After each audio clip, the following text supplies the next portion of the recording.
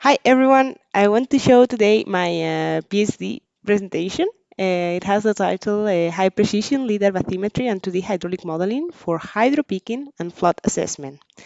I did it last week in Norway, but I want to put it here also in case you are interested. And my main supervisors were Knut Alfredsen and Oddbjørn Bruland, both professors in NTNU in Trondheim in University NTNU. And yeah, let's go for it. This is the table of contents. I will go through the objectives of this thesis, the study sites, also the original papers that are the main core of the thesis, and I'll put at the end some conclusions. So, the original papers are these. And I wanted to say that, sometimes a PhD thesis can be a book that you write throughout all your research journey. But in my case, it's been done throughout articles, through research scientific papers. So these are the four papers that are the core of my thesis. And as you can see, three of them are already published in Water and Frontiers in Environment Science. And also, there is a format that is being submitted, and I hope to make it through the review process throughout this year. Yeah, so I'll talk in this video about objectives and study sites, and the papers, each of them will have a separate video. So the objectives of my thesis are, first, to investigate the potential of high-precision bathymetric lidar data combined with 2D hydraulic modeling in enhancing the accuracy and reliability of environmental and flood assessment. And the second is to assess the implication of conducting environmental assessment and evaluating flood mitigation measures in the absence of LIDAR data. So objective one, what do?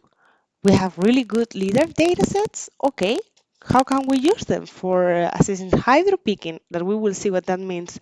What can we use for flood measures to evaluate how the good they are or how would we protect the environment with these measures? And objective two is, okay, what if we don't have LIDAR data? What does it actually mean? What do we have to do? And yeah, and what are the errors that we might get with this? So the study sites that I use for this thesis are three, and they are all located in Norway. First is Testorone. The arrow indicates the flow direction, and it's located right downstream of Hole 1 power plant outlet. So we have a power plant right before this ridge. The second one is Lardal. Again, the arrow indicates the flow direction and is located in Lardal, Sori town. And this town, because it's a very narrow valley with steep banks at the sides, it's in the western fjord. It's a beautiful place, but it's really narrow. So when all the water comes, all this area gets flooded. And the third one is Nidelva, also located right downstream of a power plant outlet, and is in the Trondheim city center. Is this one up here? And when I presented the thesis, we were here in the university campus because in TNU main campus is here in Glosshaugen. Yeah, so as you can see, these two, Storone and Nidelva, are located right downstream of a power plant outlet because we wanted to study the effects of hydropeaking. And if you don't know what that means, don't worry because we will explain it very well for paper one. So you can have a look at that. Also, we'll explain a little bit for paper 4. And also, in Lardal, sorry, what we see more is the effects of flooding because the authorities proposed some measures and we wanted to evaluate how this will affect the environment and how much it will protect the people.